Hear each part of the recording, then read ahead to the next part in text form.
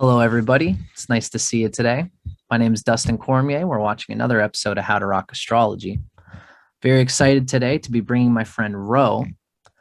Ro is somebody who went through the same schooling that I did with Asheville Vedic Astrology.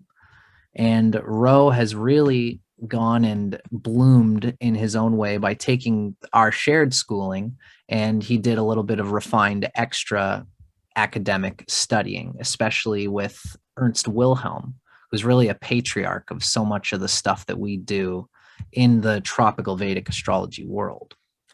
So you can find Ro, for everybody wondering, Ro is building himself on TikTok, and you can find him under his handle at RoBro.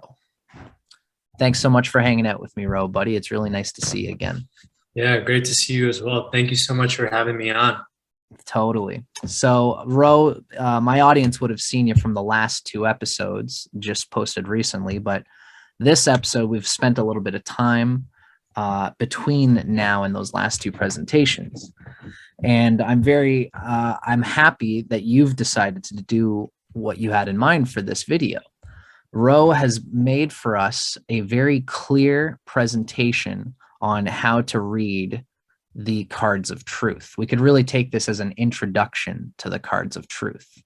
And we've got PDF presentations, which Ro has prepared in order to give us a real bare bones idea of what we're dealing with when we look at the cards of truth.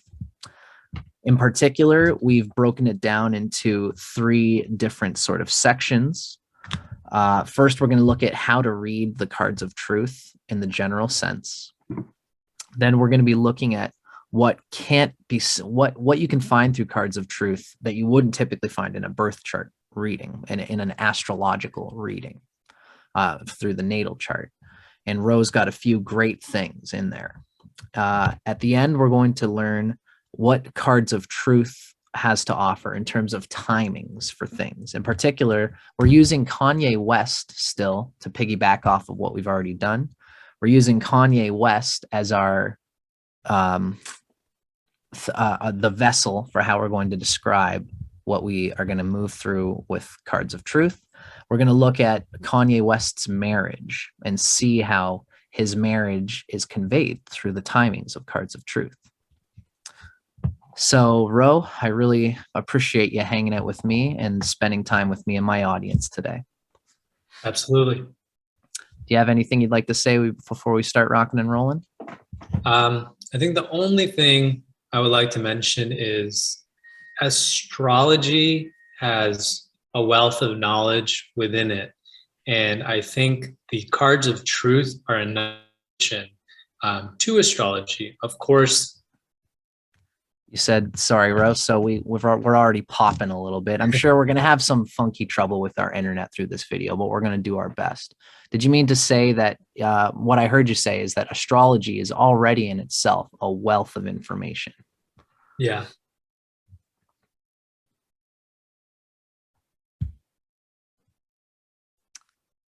Unfortunately, that was a big pop there. Can you still hear me okay, Ro? Yeah. So let's move through that one more time. I think you were saying that the cards of truth is a great addition to what's given in astrology. The cards of truth can be combined with astrology to do some really good readings. And if a person wanted, they could do readings only with the cards of truth. So being able to use both, I think it gives a person who's a reader a lot of information to work with. Yeah, and it's really all these different types of astrology. You know, Ernst Wilhelm has said that you can do an astrology reading just strictly on Shadbala alone. You can do a reading just strictly on Gemini alone. But it's very nice when you can see all of them working together. And that's why I put if you can find an astrologer who also does cards of truth and Gemini, such as Ro, it's a wonderful thing to behold. So, Ro, what do you say we get started? Is there anything else you wanted to add there? No, I think we start looking at the presentation and we'll switch back and forth between the presentation and the cards of truth screen. You got it. All right, buddy. So I'm going to start sharing my screen here. Let's first take a look at this wonderful presentation that you've got set up for us here. This is our cards of truth. Now, you feel free to let me know when you think I should be moving forward and communicate anything to me, Ro. Me and Ro already did a little bit of a mock presentation. So, Ro, the captain's chair is yours, my friend. Feel free to let me know when you want me to roll. Perfect. And I'll try to go slow just because I know we're having some internet issues. But so we'll start off with this slide. So when you go into Kala and you look at the cards of truth screen, there's a bit of information there. And for someone who's new to cards of truth, it can be a lot to digest. So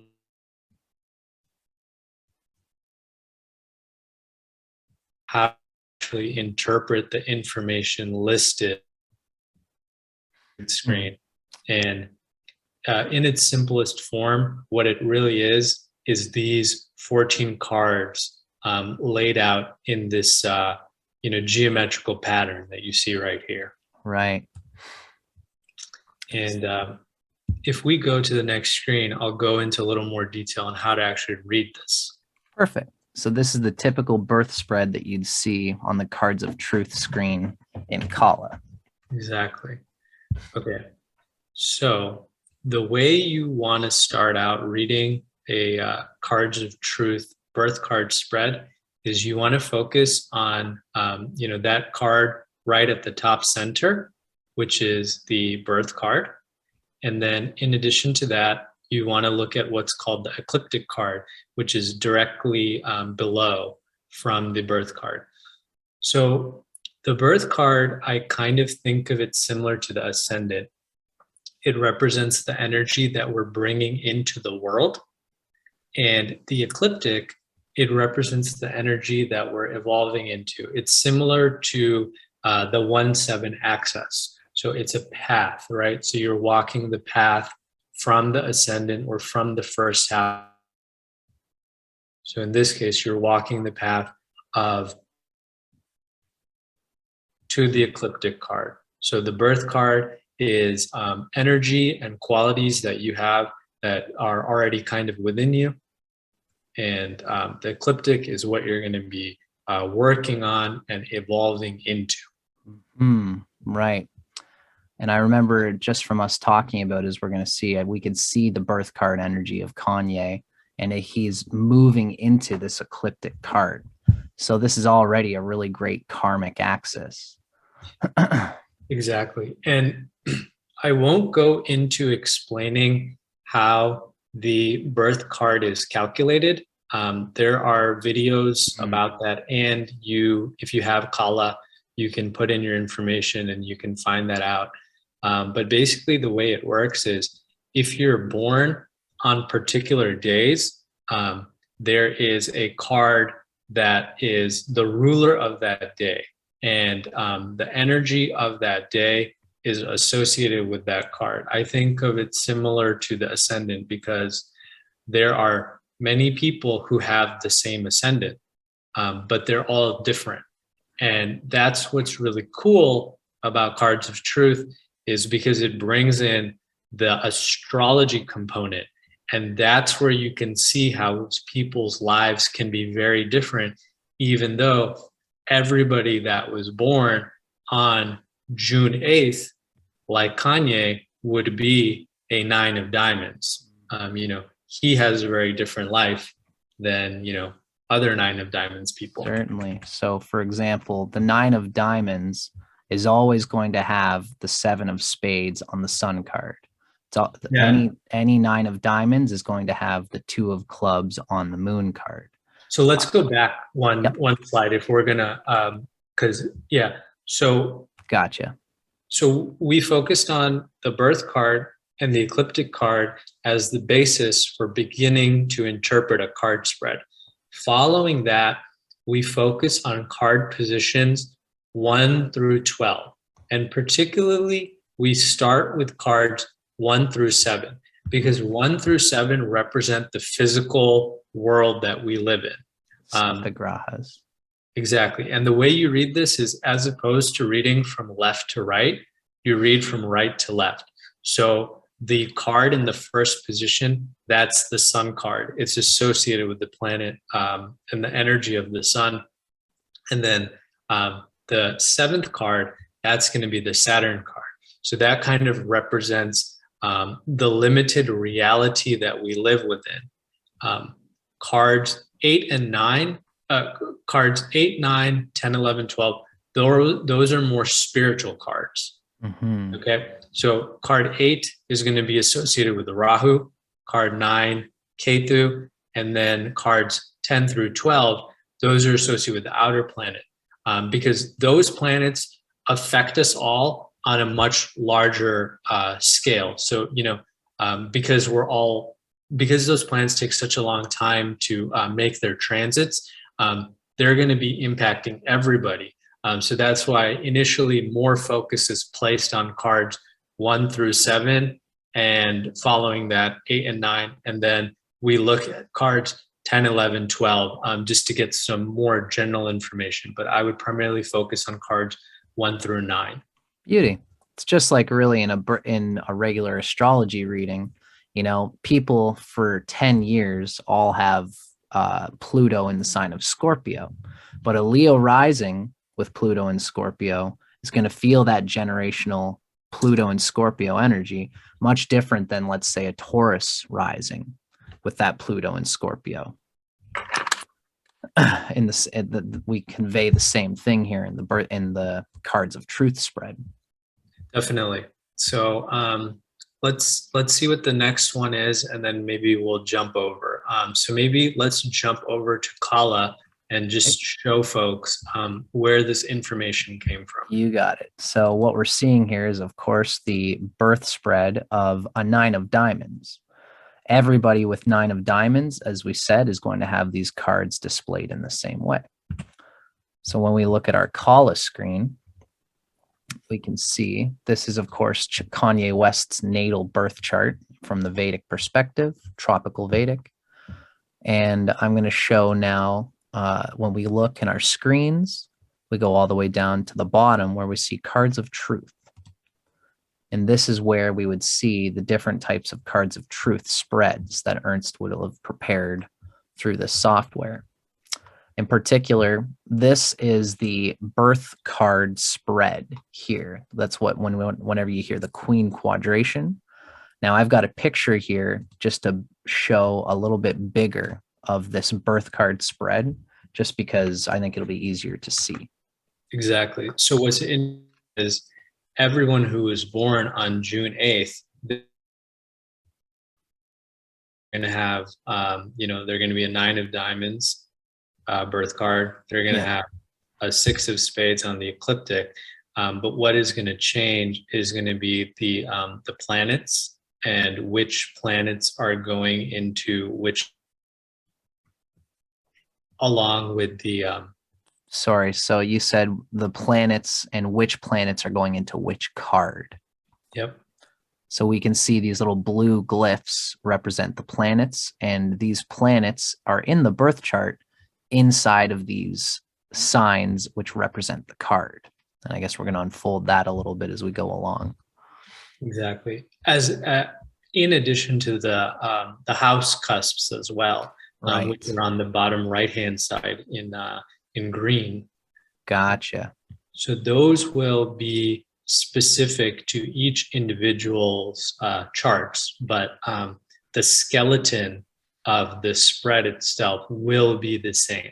Right. So we know that Kanye is born, I believe, on July 8th, 1970. June 8th. Thank you, Ro. So Kanye West is born June 8th, 1977 at 8:45. So we can see that anybody, again, with 9 of diamonds, born on June 8th, is going to have the same cards here, but their astrology chart is going to be different. And all of these planetary placements are going to be different, even though, as you said, the skeleton of 9 of diamonds is always the same. Yeah. And another interesting thing is a large numerology component to them. When you look at a spread, it's really easy to see kind of the energy a person will have in their life in terms of more support or more challenges. And what I mean by that is, so what you want to typically see is you want to see odd numbers in odd positions, and you want to see numbers in even positions. Even numbers in even positions. So if Sun card, he has a 7, which is an odd number. So, you know, I don't want to get too much into the numerology, but having an odd card in an odd position, that's typically supportive. Right. Okay. He has a 2 in the second card, right? So that's an even card in an even position. And then what's even more, I think what's more significant about that is he has a 2 in the 2 position. Yeah. So it's very much aligned to the energy of that card.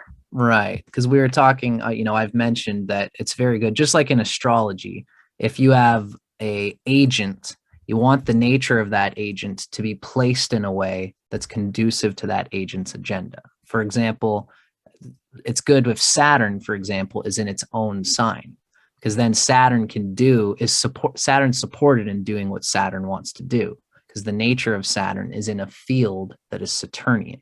Let's say if Saturn is in Capricorn.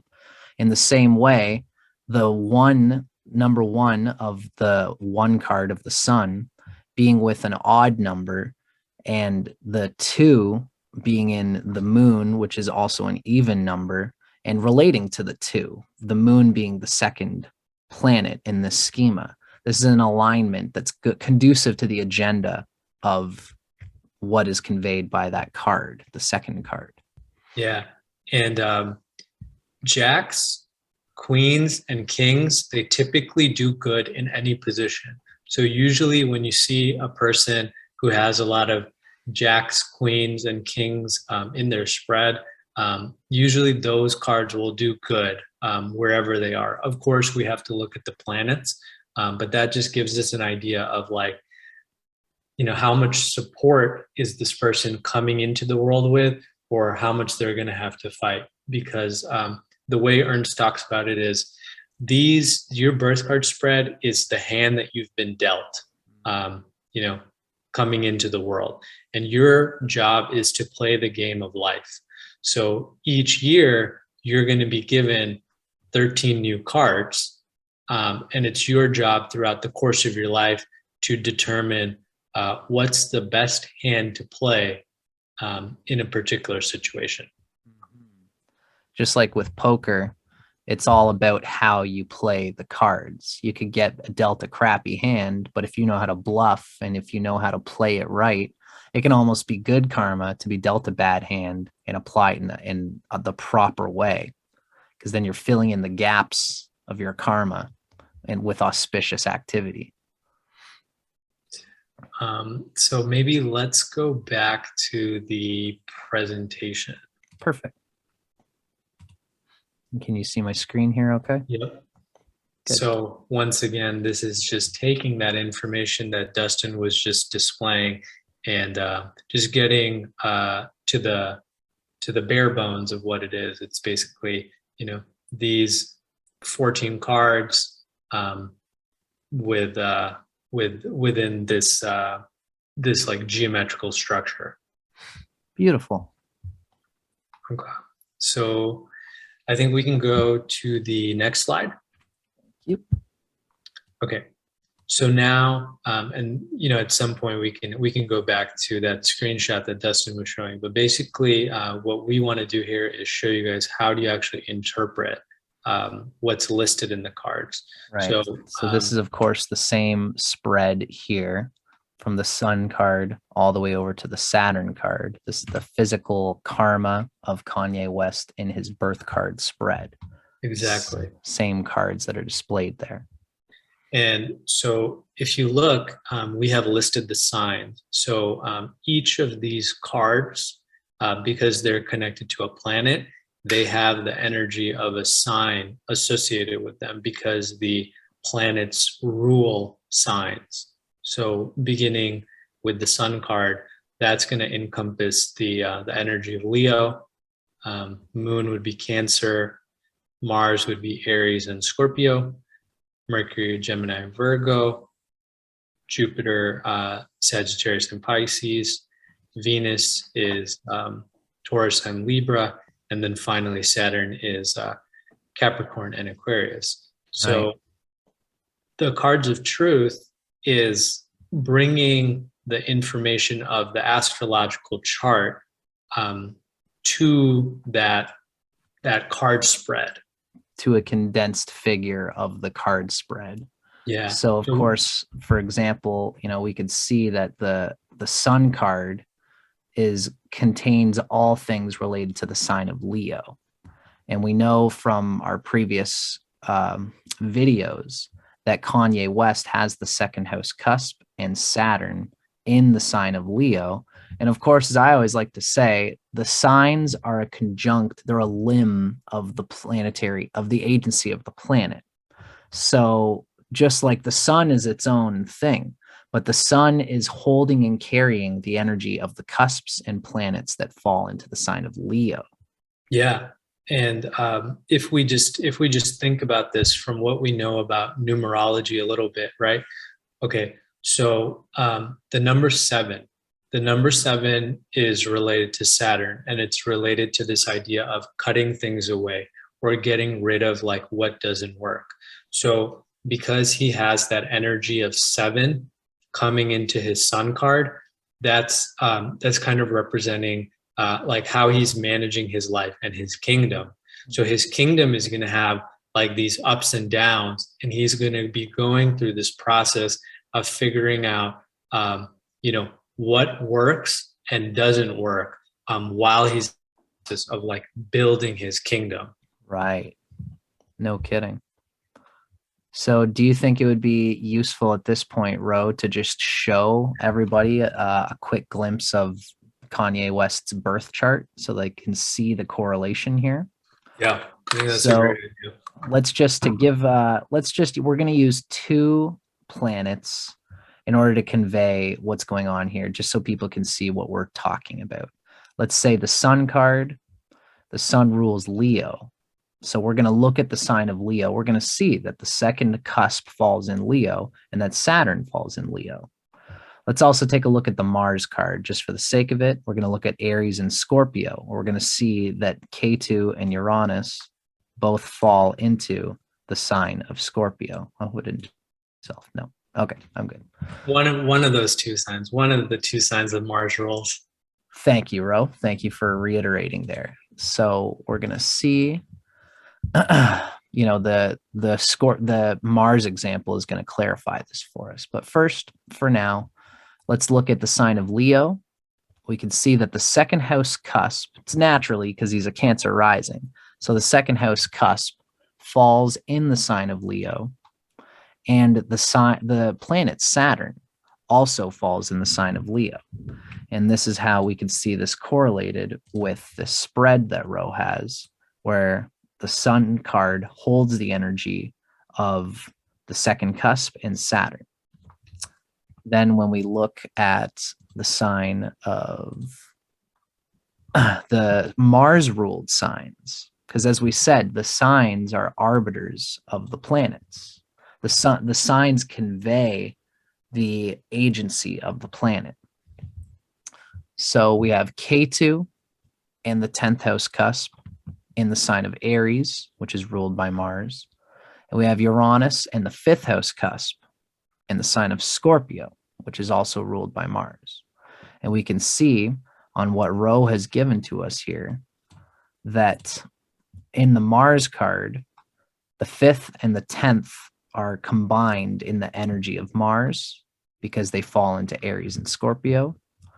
And Ketu and Uranus are contained in the energy of the Mars card because Ketu and Uranus fall in Aries and Scorpio, respectively.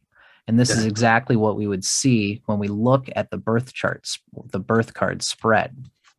Is when we look at the Mars card, we can see the symbol of K2 as well as Uranus and the 5th house cusp here in the Mars card.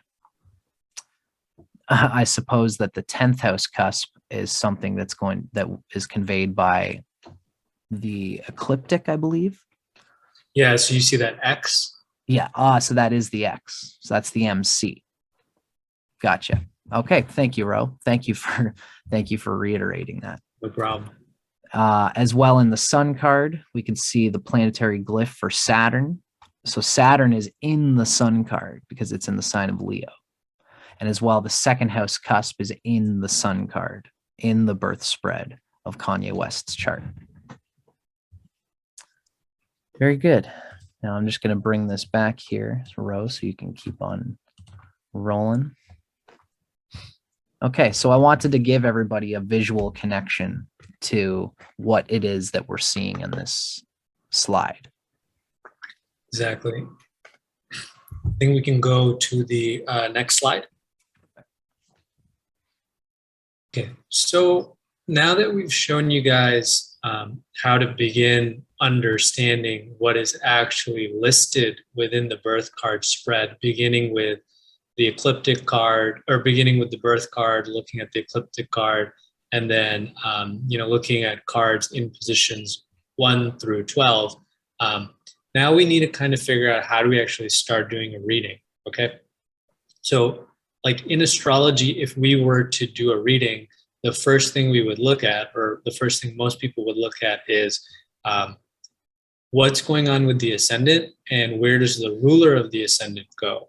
So within the cards of truth, what I would do in this, because Kanye is a 9 of diamonds, 9th position card, which sorry, Ro, we had a bit of a skip there. So we're looking at what's considered the cards of truth version of the ascendant would be the birth card. So you would start looking at the 9th card in the spread? Look at the 9th card, because because he's a 9 of diamonds, right? So the 9th card is going to be an important one for him. And we see in the 9th card, he has the 6 of clubs, and he has Ketu. So it's in the Ketu card. Right. Because as we said, the first 7 cards, 1, 2, 3, 4, 5, 6, 7, these all relate to the Sapta Grahas, the 7 Grahas. The 8 card relates to Rahu, and the 9 card relates to Ketu. So right away, just by having a 9 on the birth card, there is a resonance with Ketu and with whatever card is in the Ketu card position. Exactly. And then, because the ecliptic card represents the energy he's evolving into, and it's a 6 of spades, we would look at the 6th card, which is a 4 of diamonds. This is a great presentation. We can see the 9 card, the birth card being a 9. We can see the 9th card is K2. So that's the resonance that we're making there. Now for the ecliptic, which is this card here, the ecliptic has the 6 of spades. So we're going to look at the 6th card in the spread, and that's the Venus card. So we can see that Kanye was born into the K2 energy of having the 6 of clubs in the K2 position. And he is moving into the evolution. Part of his evolution is the ecliptic card, and particularly the Venus card, because he has a 6 on the ecliptic card. Exactly. So if we go to the next slide, I have some more information about the birth card. Okay. Beauty. So we'll just spend a little bit of time on the 9 of diamonds. So 9 is a spiritual number within itself. The 9th house, if you think about it in astrology, it's related to our dharma. It has to do with our belief systems, and it's a spiritual house within itself. and he has a diamond. He has the diamond suit connected to that. So diamonds are related to the earth element, and it's all those earthly things that are in our physical reality. So Right. being a nine of diamonds, he actually has this innate ability within him to connect to everything in the world. Because nine is actually it's a card of divine friendship. Mm. So he's bringing this energy of having a divine friendship with everything within this physical world. And part of what's in this physical world is actually resources Right. and physical things. You know, it's amazing that we've even in our last two presentations, we built up the character of Kanye.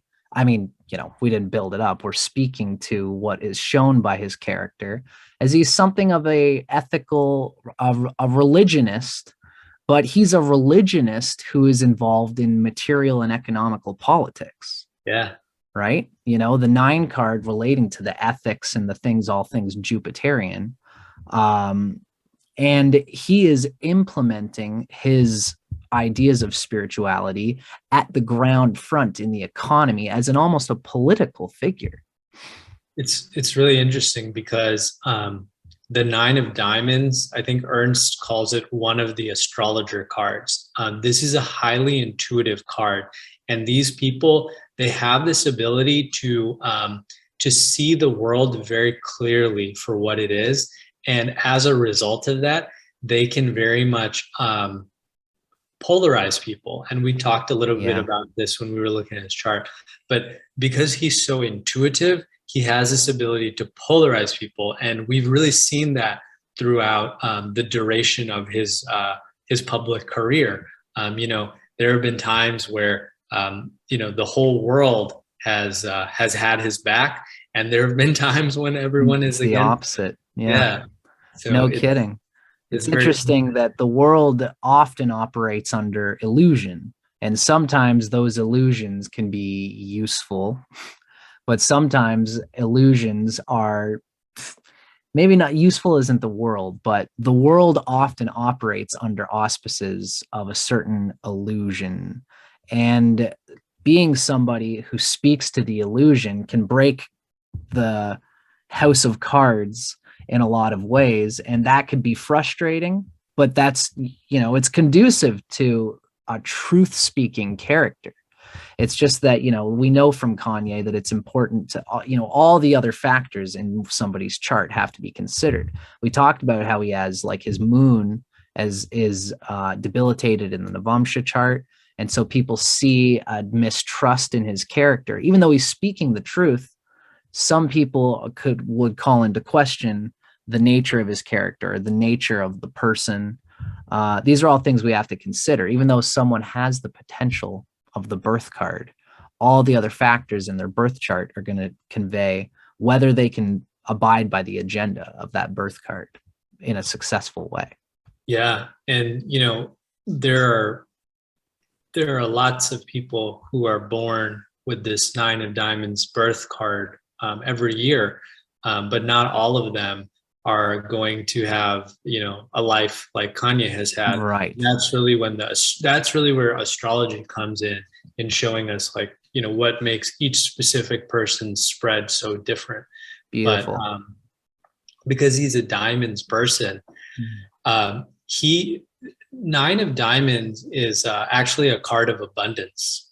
So these people really have the potential to be wealthy. And, you know, in our last video, when we were talking about Argala, we could see like why he's had so much material and like financial success. But it's really interesting that the cards also support the similar storyline of him being financially successful. No kidding. Yeah, and especially that would be important for a diamonds person. Yeah. To have the resources to delineate the desire to express the nine of diamonds nature. Yeah. So these people, part of like the energy they bring into this world is they kind of let, because diamonds are related to resources and the things of this world, they kind of let those things like run through them. they encompass that energy. And interesting, if you listen to like the things that Kanye West talks about, or what he has in his music, you know, it's a lot of it has to do with like financial success and things that like rappers would typically talk about. Right, But right. to your earlier point, he is like quite a spiritual person, and many of his songs and you know, the imagery he has used in videos and his performances and stuff, they are really centered around this idea of like connecting with God and having to do with religion, which Right. I just think is very interesting.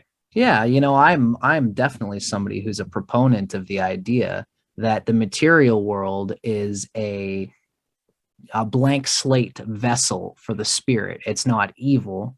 And even the accumulation of wealth and abundance is not an inherently evil thing, so long as it's not obstructing spirituality, you know? Mm. It's just an energy. Just like people say money isn't inherently evil. It's the desire for the power that money can bring that can kind of topple a spiritually minded person. Although even that is not always the case. Really, the material world is ubiquitous in its spiritual ethic. It's all in the nature of the person using it. And I don't know if he still is involved in this, but when his mother was still alive, they had started a foundation or like a charity, and I think that was related to helping children. And I know he's been doing some things recently related to basketball and like supporting high schoolers who are playing basketball and stuff, and doing things for the community in that sense. And the reason I mention that is because this is a card that has a lot to do with being generous and you know, like putting things out there into the world. So I think one of that is like, you know, money, of course, but then I also think like, what is he's putting out like his message, and he's putting out these things. That's just kind of a related to this number 9 energy. You know, Got it. has to do with that house of teaching. Mm-hmm.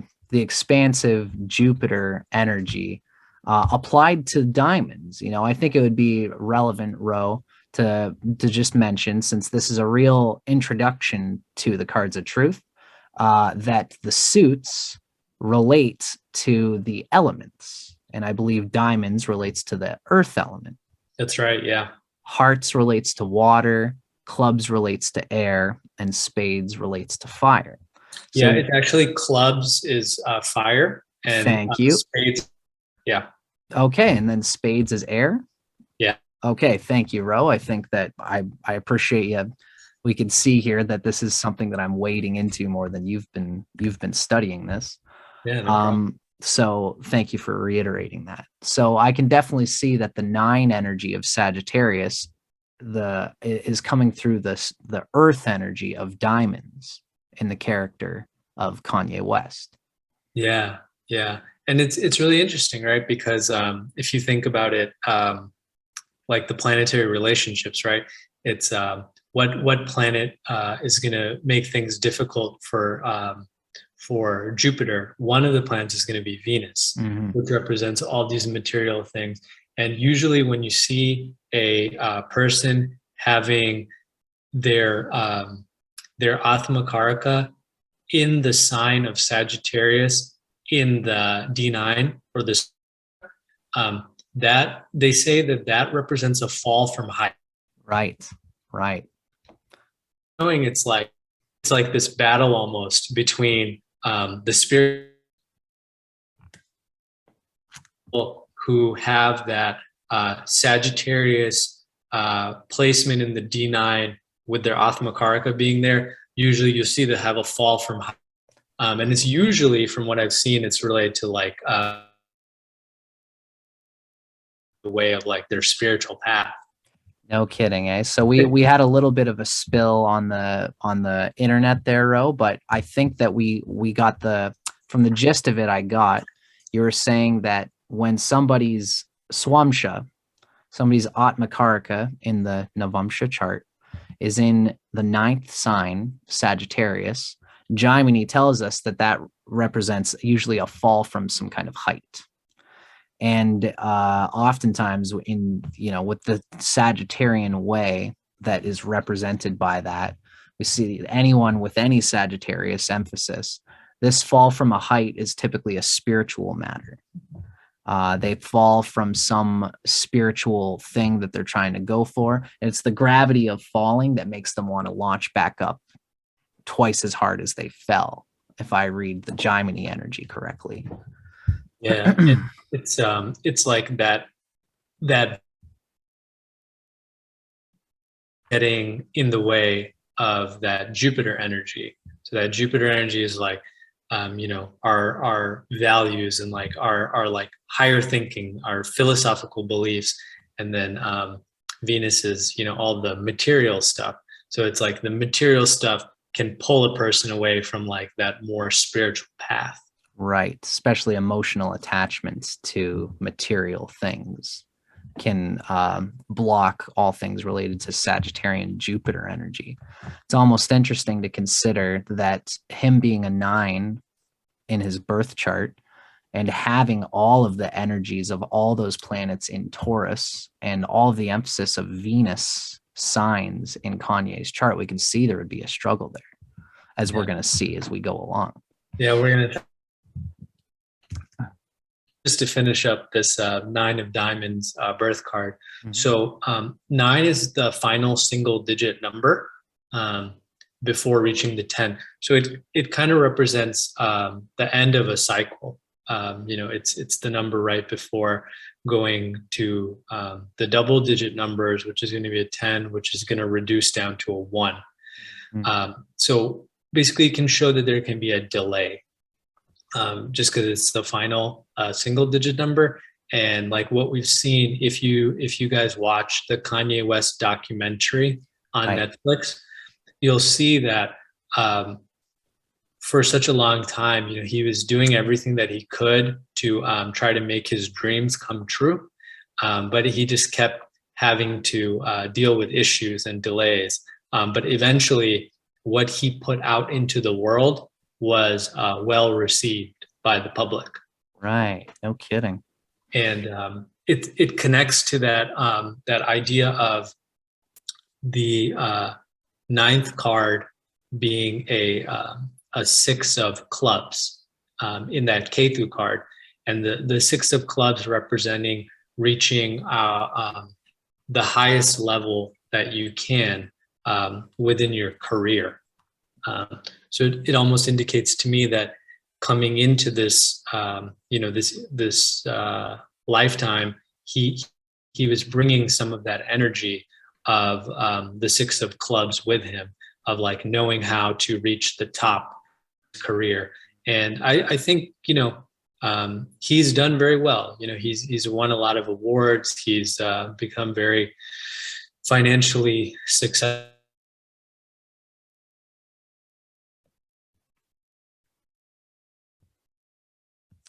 We had a little bit of a skip there, Ro. You mentioned that he came into the world with the 9 and with this completion energy of Ketu as the 6 of clubs. And he's made a lot of accomplishment in his particular field, especially through working hard. It's almost as if he worked hard on what he was going to do in his past lives. Yeah, because the number 6 is related to Venus, and that's the best you can get in the world. 6 is right, or 7 represents the end or the limitations. So this is kind of reaching the highest level you can with your career, because it's and clubs have to do with work and our career. So very good. Interesting to see that, like how successful he has become. Wonderful. And then if we go back, actually, so the energy, we'll go to the slide with the 2 cards next to each other. Are you talking about these 2? No, so go forward. Yes, okay. This one. Yeah, gotcha. Yep. Okay, so we talked about the birth card, which is 9 of diamonds. Now, we want to talk a little bit about the ecliptic card, which is the 6 of spades. So as I mentioned, the ecliptic card is the card that you're evolving into. It's you going. It's the energy you're going towards, and because it's a 6, as I've said, 6 is connected to Venus, and it represents the best we can get in the material world. Right. And spades are related to physical and psychological health. So with him being a 6 of spades, having a 6 of spades ecliptic card, that indicates that he's on this journey of really improving his physical and psychological health. Right. And we'll talk about it more, but he has had issues with mental health, and he's had issues with his physical health too. So it's just really interesting to see how that energy of the ecliptic card is manifesting in his life. No kidding. I could totally see it, because he's got all this potentials for the 9 of diamonds, all this potentials even for the completion, since his 9 card is a 6 of clubs. It's almost like he's locked and loaded at a spiritual level and ready for that. But if left to his own devices, he's always going to be tripping on this important card, because it doesn't matter how well things are placed in the birth card. You've got to integrate it with the necessary lessons given in that ecliptic card. Yeah. And in addition to what's listed about the spades, the spades, they all about ourselves and us, like on an individual level. So part of what this 6 of spades ecliptic card is going to do for Kanye is it's going to make him focus on removing bad habits or things that like don't support him. And then he's also learning to be independent, which I really saw in the Netflix documentary. He wasn't getting the support that he needed from the people around him. So he found out a way on his own to become successful. Right, through his own independent path without necessarily needing support, financial support, and all of these things from people. Totally makes sense. I find the 6, anything related to 6 can have a neurotic energy because they learn how to be real about their boundaries and their needs and what they need in order to support themselves. Very interesting. I think anybody who knows Kanye can really see these 2 cards being important for his story. So this is a wonderful, Ro. Now, Ro, you think we should move on to our next slide and start talking about mental health? Yeah, I think we should start to talk about mental health, primarily because there are things that we can see within the cards of truth that aren't as easy to see in the birth card, in the birth chart when it comes to mental health. And the fact that he's a 6 of spades ecliptic card, that already gives us a good indication that psychological health is going to be one of the things he's going to be working on. An important lesson for Kanye, an important obstruction, and also a way of retribution for the karma. Beautiful. So what I'm going to do is I'm going to move on to our next slide here. Okay, great. So maybe I'll just touch on this real quick. We'll go to the birth chart and then we'll come back here. But usually within the birth chart, when we want to see issues related to mental health, we want to either see conjunctions between the moon and Mercury, or we want to see aspects, very strong aspects. And we need to look at the dignity of both Mercury and the moon to see if they are going to be able to work well with one another, or if they're going to cause issues for one another. And that's typically what is going to indicate issues related to mental health. So maybe Right. let's see what's going on in his chart, Sure. and maybe we'll see something that's going to indicate that. This makes sense to me because really the moon and Mercury are both typically conveyed in many systems of astrology as the arbiters of the mind. The moon is typically considered the manas, and it's the emotional samskaras and underebbing emotional things that affect the mind. And then Mercury is really the transliteration of that data. You can have a great moon, but if Mercury can't translate that data properly, it can fall into some mental health trouble as well. Yeah, and it's really interesting because Mercury is the child of the moon, right? Right. And the moon had a relationship with Jupiter's wife, and then they had Mercury. So Mercury is not like was never married to Jupiter's wife. Sorry, you said the moon was not married to Jupiter's wife?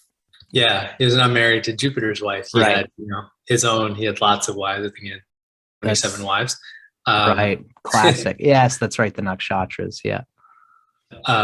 It's really interesting, right? Because there's like a psychological component, like, right, Mercury is how we manage our lives. Mm. And, the moon is how we experience our lives. So I just think it's interesting that this planet that is related to managing our lives, its father is, the moon. And it's really interesting how all these relationships work out. And, Very psychedelic. What planets support what other planets. But to get back to the birth chart, maybe we can see if we see any thing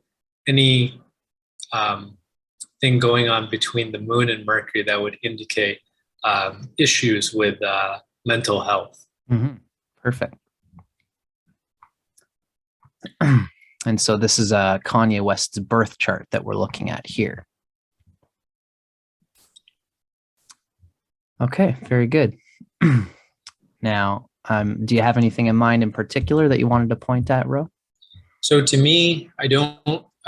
So it's very, clear we don't see a Moon Mercury conjunction. Mm-hmm. You don't see an aspect. Yeah, there's not too much of an aspect. Although it says we are given a little bit of an aspect. Yeah. The moon is starving Mercury to 162 points. Yeah. So there is a little bit of some signification there of the moon starving Mercury. Yeah, I think typically what I would look for is if there wasn't a conjunction, I'd want to see like an opposition. Strong aspect. Yeah, them being directly across from one another. That would indicate to me like, okay, maybe it could be something related to mental health too. So I don't really see that here. It is interesting that Mercury is received.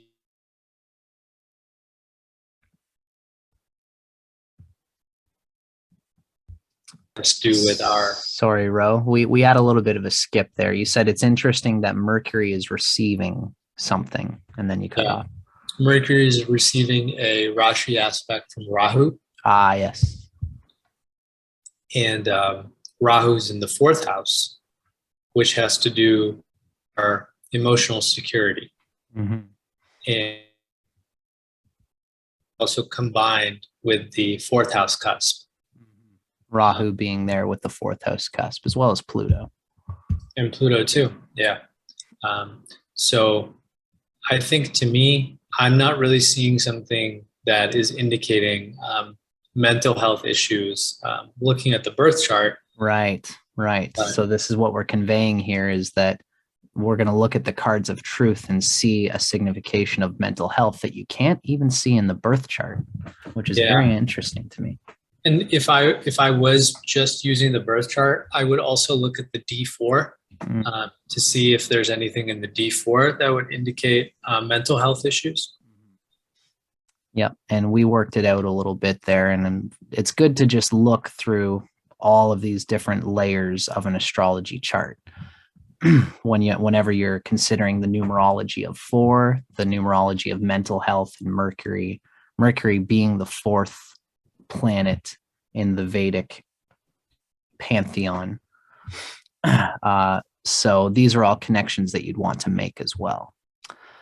We didn't look too much into this, and even really, there's not even too many significations in the Chatter Tamsha for mental health issues. Yeah, we see Rahu is in Cancer, and Cancer is the natural ruler of the 4th house. So I mean, like that gives us a little bit of an idea. I don't really see anything going on with the 4th house cusp itself.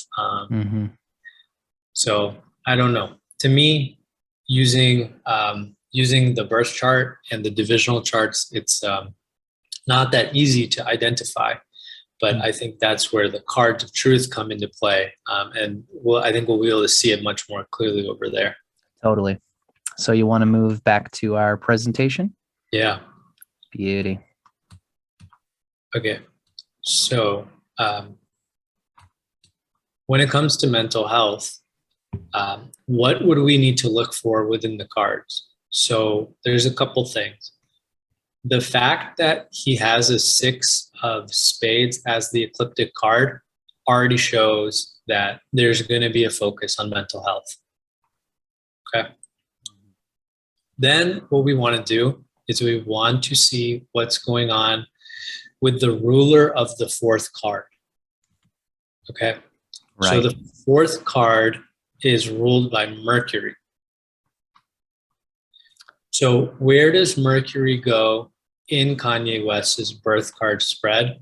It's going to the 6th card, which is the 4 of diamonds. And that's Venus. So I'm just going to quickly show that this is our typical spread. Mercury being the 4th card, Venus being the 6th card for a 9 of diamonds. Remember, this is the same spread that every 9 of diamonds is going to experience. And in particular, in Kanye's chart, as we've already seen, we can see that Mercury actually falls in the sign of Taurus in the birth chart. So therefore, Mercury, the actual planet Mercury, is in the Venus card. This is what we're conveying here. And so we want to look at the Mercury card because it's in the 4th position. So the number 4 is related to, emotional security and how we're. Interesting thing about this system is that when it comes to the dignity of planets, it's calculated a little bit differently. So in Kanye West's birth card spread, Mercury is actually ashamed.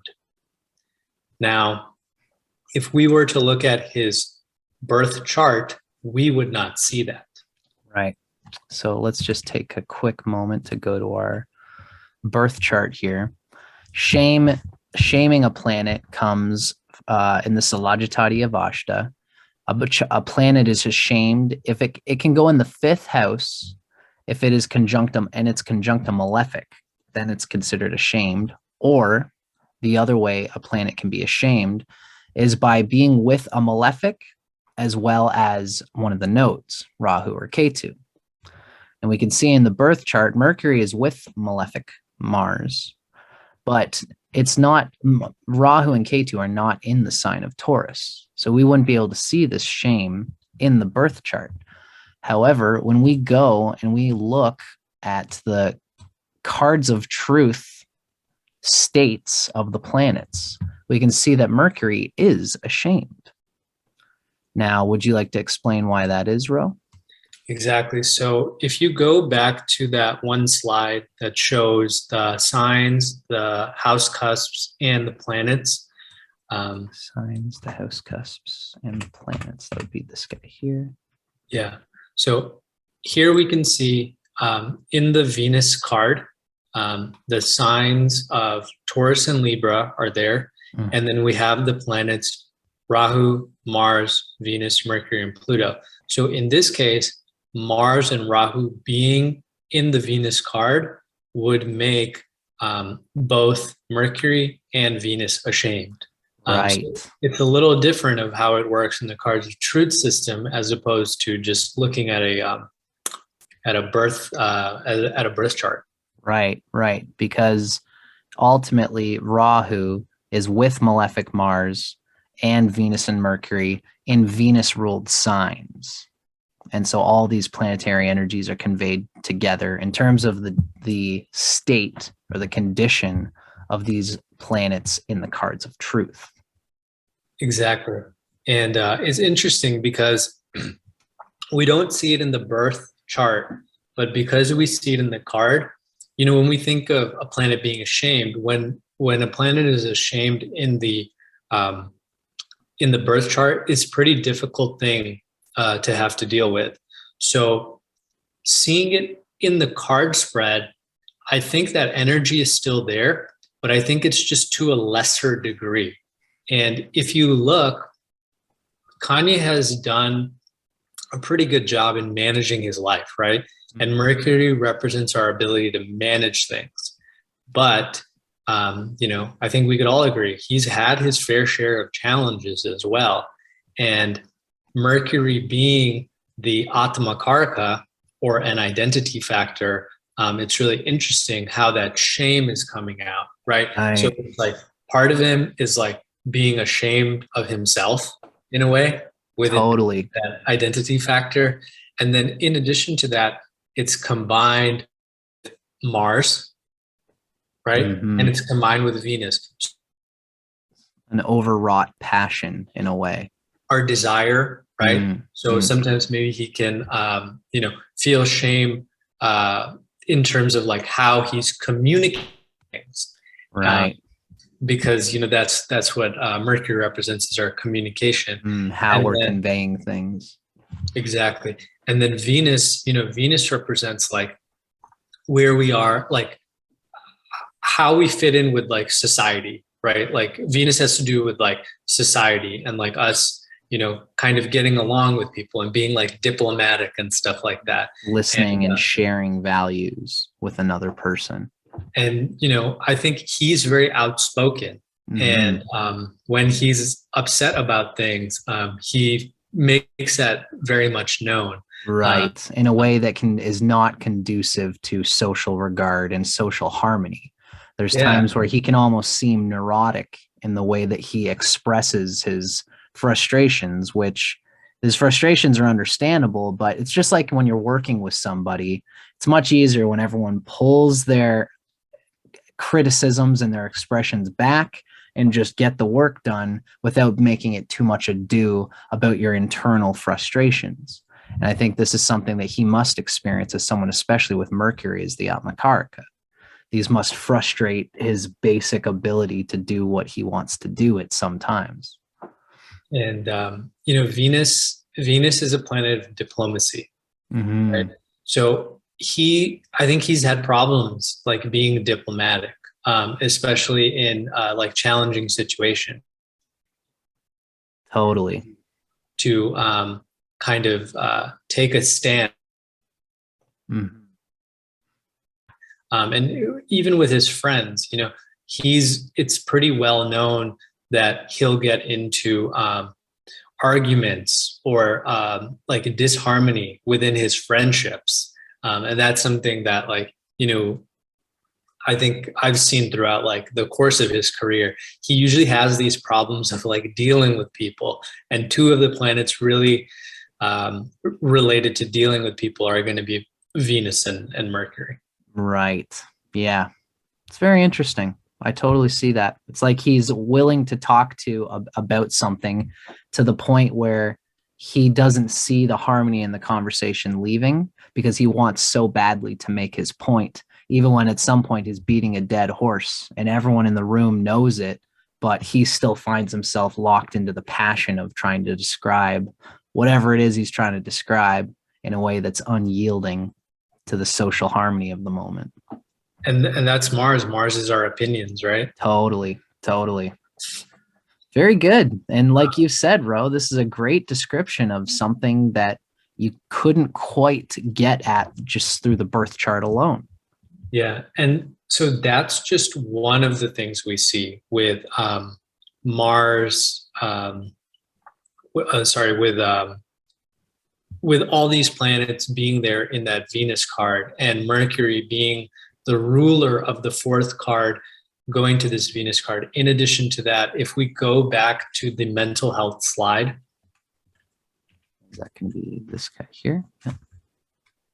So then we're going to see that the fourth house cusp is also in that Venus card. So he has the fourth house cusp combined with two ashamed planets, Mercury and Venus. And that's this fourth house cusp here, because as a Cancer rising, it makes sense that the fourth house cusp would fall into Libra, which is ruled by Venus.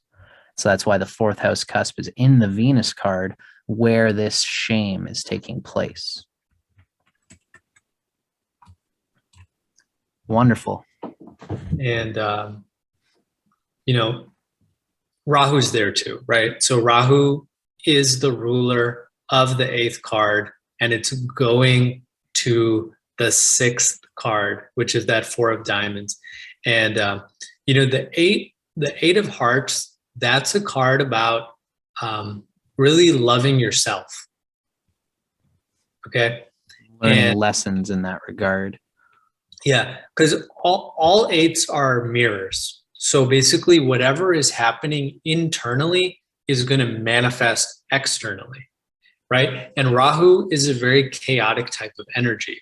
So he's a six of spades. He's learning to become psychologically healthy. Eight of hearts on the Rahu cards mean he's on this journey of developing self-love for himself. And with that Rahu going to the sixth card, which is a four of diamonds, with Venus there, with Mars there, with Mercury there, this is further contributing to these issues related to dealing with people, and particularly mental health. Because if you think about mental health, one of the major factors of our mental health is our surroundings and the people that we're coming in contact with, and the quality of our relationships. So if the quality of our relationships is negatively impacted, I could definitely see that negatively impacting a person's mental state. Yeah, and his self-love.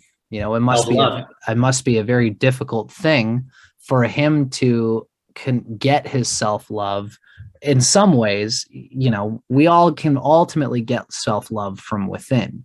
But I think a key part of when Rahu, as the eighth card, is in the sign of Libra, there's going to be a desire and a need, especially because this is the eight of hearts on this Rahu card. He's going to have certainly a need to find self-love mirrored in his social interactions. And when the obstructions we find in the Venus card take place, he's probably going to take it personally. He's probably going to feel like I'm an idiot because I can't keep up socially in the way other people can. But ultimately, you still got to keep rolling whenever you have a figure like this. So before he was successful, he would compare himself to other people, right? Like he was very close with Jay-Z, and Jay-Z was very successful. Like I think he might have already been a billionaire by that time, or close to being a billionaire. Right. And he wasn't getting that support that he needed from Jay-Z initially. So he was comparing himself. And then once he started to become successful, then he started comparing himself in a way like, oh, to all you guys. So it's still one way it was manifesting as like a lack of self initially. Yep. So sorry. He initially, when he first started, when he was in his initial part of his career, he experienced a lack of self-love. lack of self-love and like a lack of self-worth. Right. Right. No kidding. And now sense of self-worth became inflated, like with Rahu, right? And Ah. it became unhealthy. Mhm. And that's where I think his mental health was a part of all of this, right? In his ability to deal with people and how he was getting along with other people. That's where I think he's had the most difficulty with his mental health, is just it makes it hard for him to manage his life, and it negatively impacts his relationships. Right. No kidding.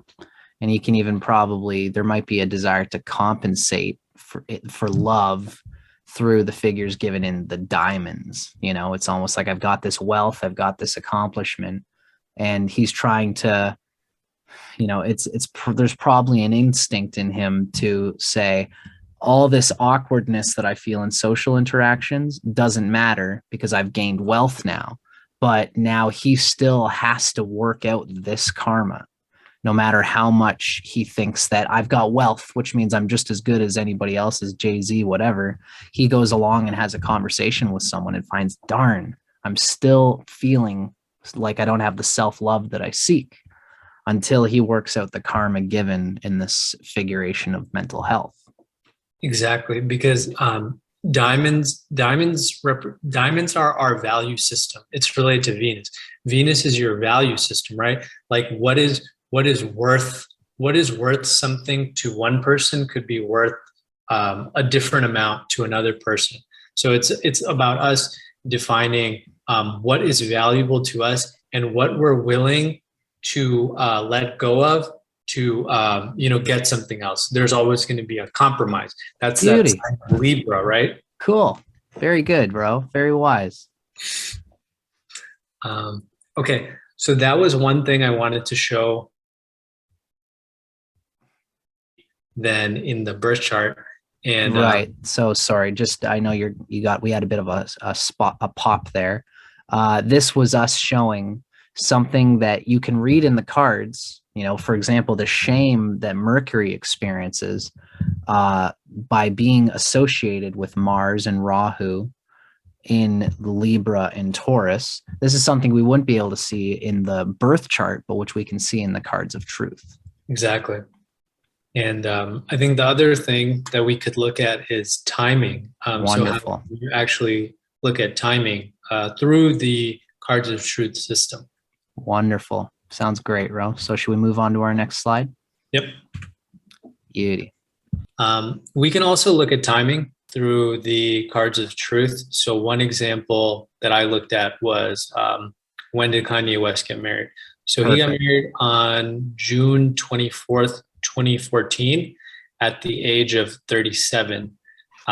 So I'll show you guys how we see in the cards him getting married around that age of 37. Perfect. Right on. So this is like the astrological equivalent of transits and dashas.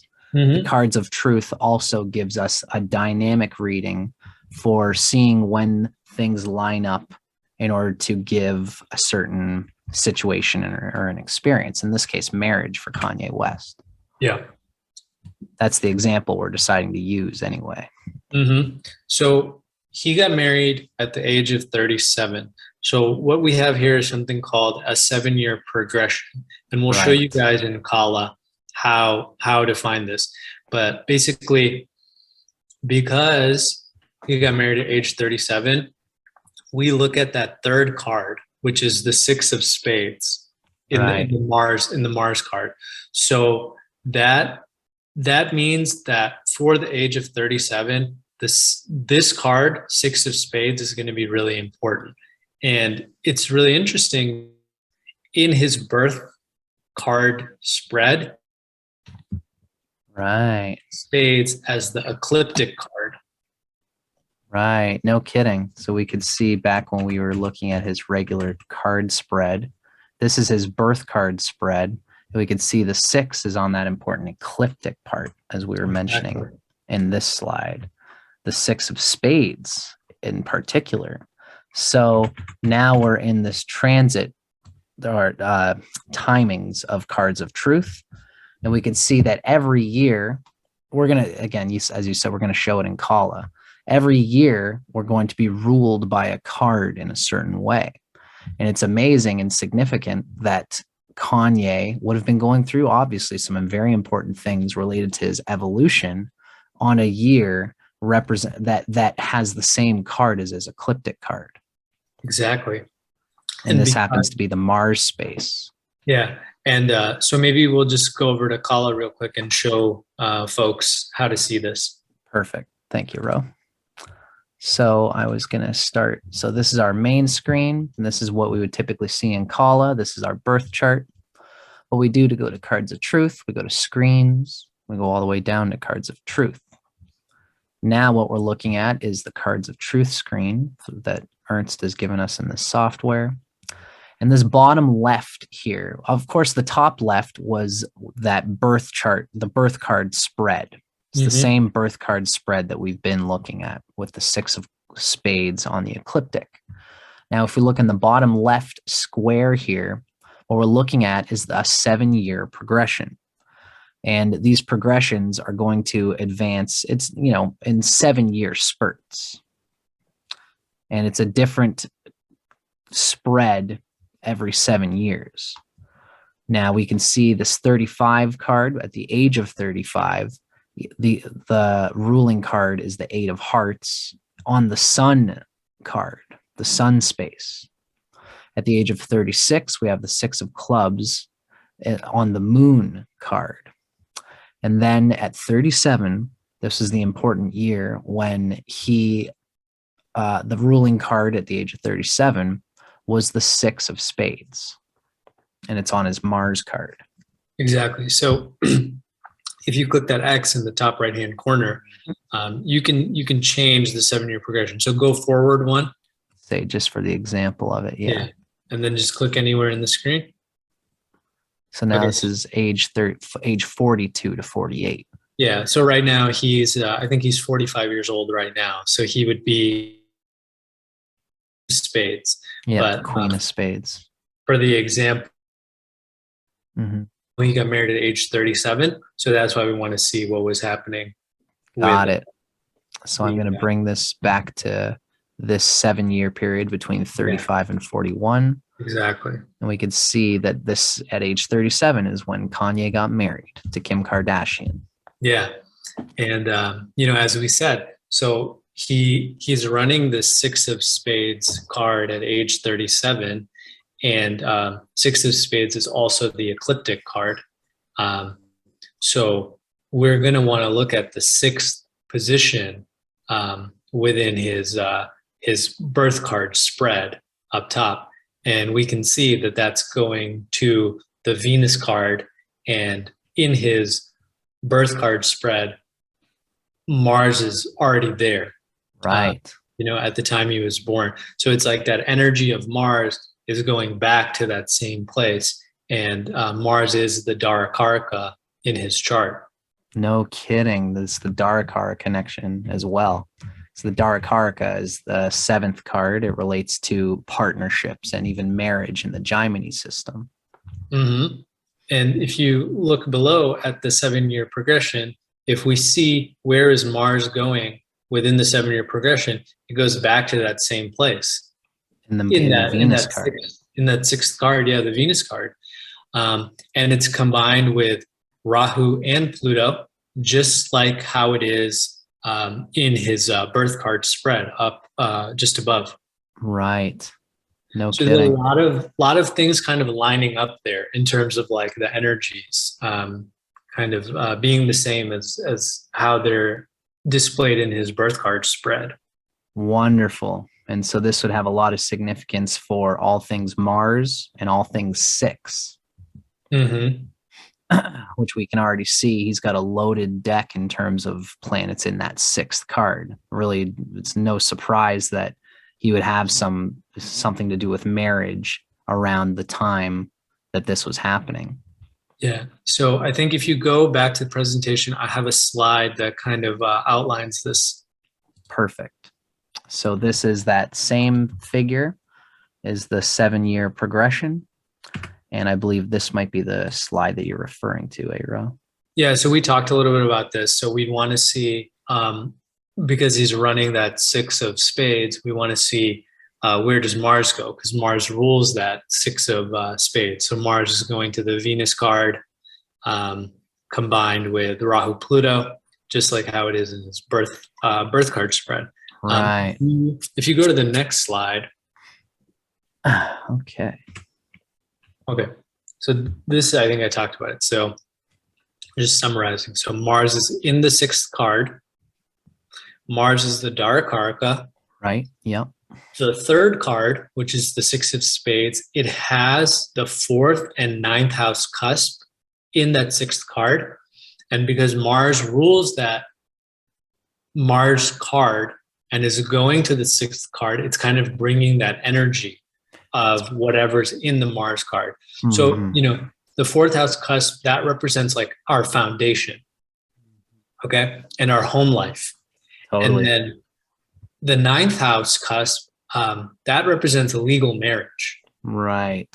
So it's really interesting. It's like all these things are lining up to show like, okay, yeah, he could probably get married during this time. And we see that through, the cards, right? Like just being in the Venus card, Venus is a relationship planet and it represents people getting into a relationship.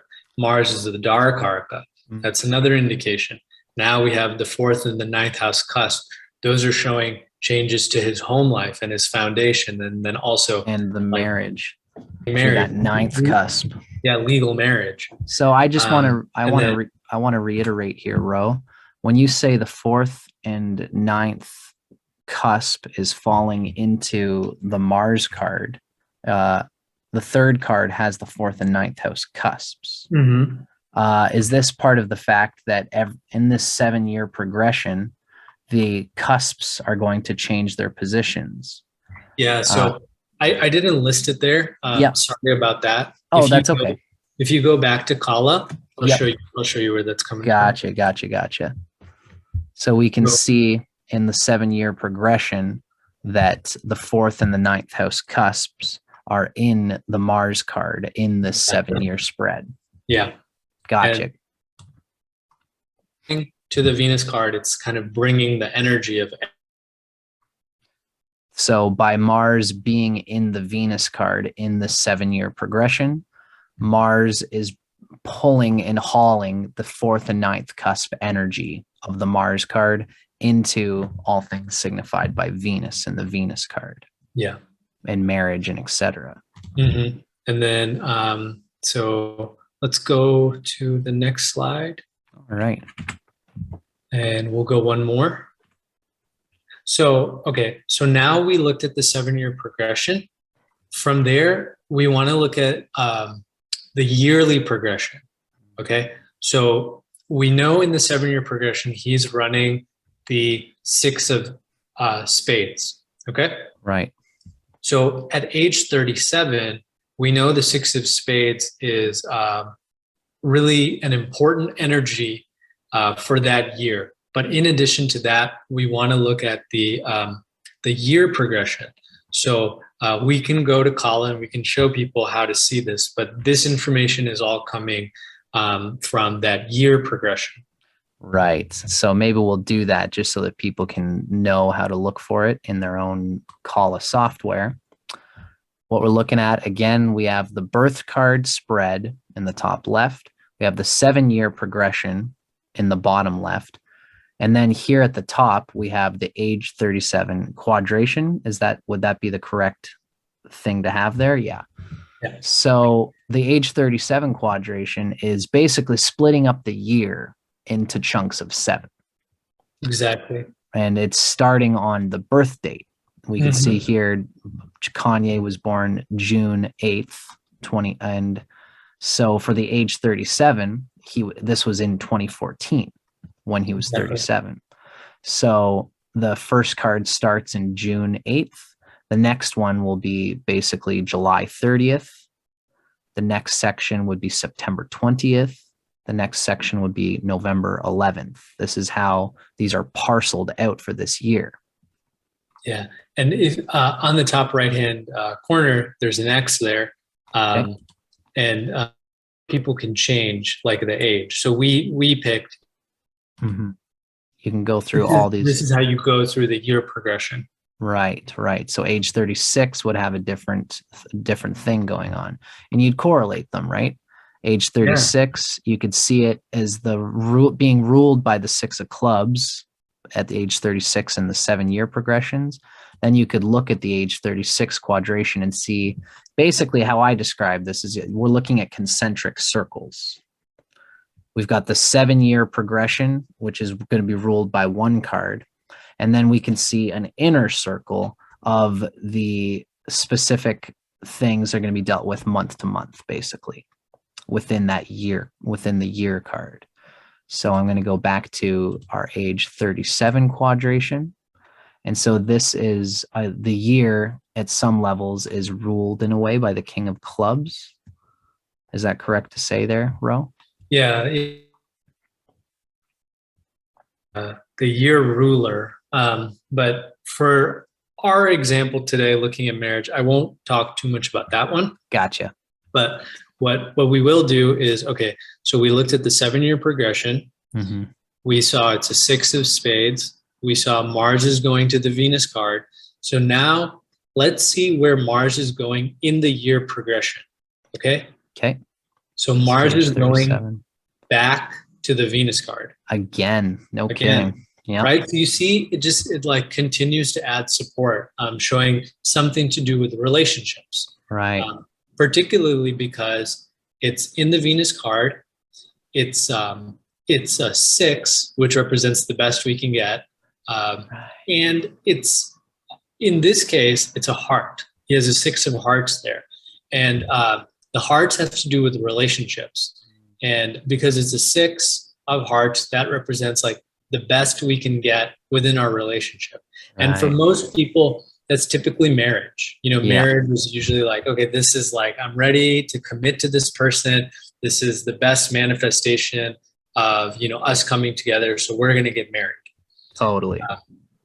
And if we look at that, we see Mars is there, which is the Darakaraka. So the Darakaraka, again, is going to that Venus card, which is related to relationships. And we have Mercury there as well, which is just his Atmakaraka. So it's an identity factor. And then Rahu is there also. So we just see we see similar things to what we see in his birth card spread, because in his birth card spread, he has, I'm sorry. I said that Mercury is there. Venus is actually there. I gotcha. I'm with you on that, Ro, and I should have. I might have mentioned it there. We can see Venus is there in the Venus card along with Mars and Rahu. Yeah, and Venus represents relationships. Certainly. Right? Yeah. The marriage. Like the Darakaraka is, going to this Venus card. Venus is there in the Venus card. Rahu is there. So there's all these things that are going to show support as to like why he would be getting married at this age of 37. Wow, no kidding. Go back to the presentation. Perfect. Right on. So this is back to that same progression for the year. Mm-hmm. And then if we go to the next slide. So this is just showing what we just talked about, that Mars is going to that Venus card. Venus is there, Rahu is there. 4th and 11th house cusp are there. So let's go to the next one. This is filling it all in. Yeah, so this is just kind of finalizing all the support that we see towards him getting married, to him getting married at age 37. Right. So Rahu and Venus are going into that 6th card, and then year. Exactly for the year, and then we see the 4th and 11th house cusp are also in the 6th card in that year progression. The Right. fourth house cusp is our Foundations, as we mentioned. Yeah. and the 11th house cusp is like recognition and things we're known for. So it's in when he got married, popular and well known because Kim Kardashian is so well known. Sorry. So you said when he got married, he became more popular and well known because of the 11th house cusp being combined with this whole marriage situation. On that 6th card. And everybody knew when he got married to Kim Kardashian. People who probably didn't know who he was now they know. Really knew about who he was, which is amazing because that's a very typical thing for Cancer rising, because Cancer rising has Taurus in the 11th house. And in particular, it's amazing that this lined up with his birth spread in this way, having the 4th and the 11th cusp falling in Venus signs while this was occurring. And the 11th house cusp is about recognition, right? So I just thought about it. It's, when you get married, people congratulate you and you're receiving all these gifts and stuff like that. And like now it's like you're married. So it's like when you're being like recognized as like a married person. Right. So I just thought that was interesting. Beautiful. Beautiful, Ro. It totally makes sense. So I think this was my final slide. So this is just two things I really wanted to show today about how we can use the cards of truth to get some information that either isn't so easily identifiable in the birth chart, or just a different way of looking at the same thing, but just through the cards. Totally. And it's amazing to see how specific the cards of truth can get. I mean, it's just like astrology. I find most times when astrologers take me through my cards of truth of my personal birth chart, my personal birth card spread, I often make the same, oh my God, like how can you see that, in the same way that an astrologer would. I've gone through the gauntlet with astrology just like you have, but the cards of truth bring out important things in relationship to our psyche and to things happening to us that are critical elements of a full natal reading. Definitely. Yeah. I think it's a great thing to include if you already know astrology, to be able to bring in the cards of truth and get more information. And there are people who only do the cards of truth and they give really good readings. So totally. Yeah, that was wonderful, Ro. Thanks. So thank you so much, Ro. I've been very excited to get you on here in general to show your incredible wealth and knowledge that you have on astrology and on the cards of truth. There's only so many people who have it all wrapped up there. And I think you're a good exemplar of it. I appreciate that. For sure. So everybody, this has been Ro's presentation on my channel, and I was very glad to be the host for it. Now, Ro, just so everybody, we'll give one last little run around on how people can get a hold of you if they were interested in seeing how you do things, and if they were interested in having a reading from you. Again, you can find Ro. His big platform is he's on TikTok. You can find him as the handle at @RoBro, and that's RoBro. And you can, if you're interested in actually getting a reading from Ro, you can check out the description, the link at the bottom of the description in this video. You'll find an email that you can send to get in touch with Ro and see if you can get your birth card spread read from him in the way that we've conveyed here, but also, this was a video just conveying examples of how to do things in a birth card reading. I've gotten my birth cards read by Ro, and it's when you're doing a reading, it's much more expansive than we could just show in this little introductory video. And I think that you do really great work with it, Ro. Thanks, Justin. I appreciate that. And thanks for having me on your channel today and giving me the opportunity to show some cool things with the cards of truth. I love it, buddy. And I'm loving everything. I love how you break things down. In the future, for everybody watching, me and Ro are planning to do some cool podcasty type of stuff, whether it's specifically astrology related or if it's just more general philosophy and spirituality. Keep in touch with us and keep your eyes peeled, because we're going to have more stuff like this coming out in the future. Yeah, and you guys should keep watching Destin's channel, because I know he has a lot of good stuff planned in terms of new videos. So I'm sure he has some good stuff on the agenda for you guys. Of course, Ro, always. It never ends. Well, thanks, buddy, and thanks so much for everybody watching. We'll see you guys in the next episode we decide to do. Bye. Thank you. Take care.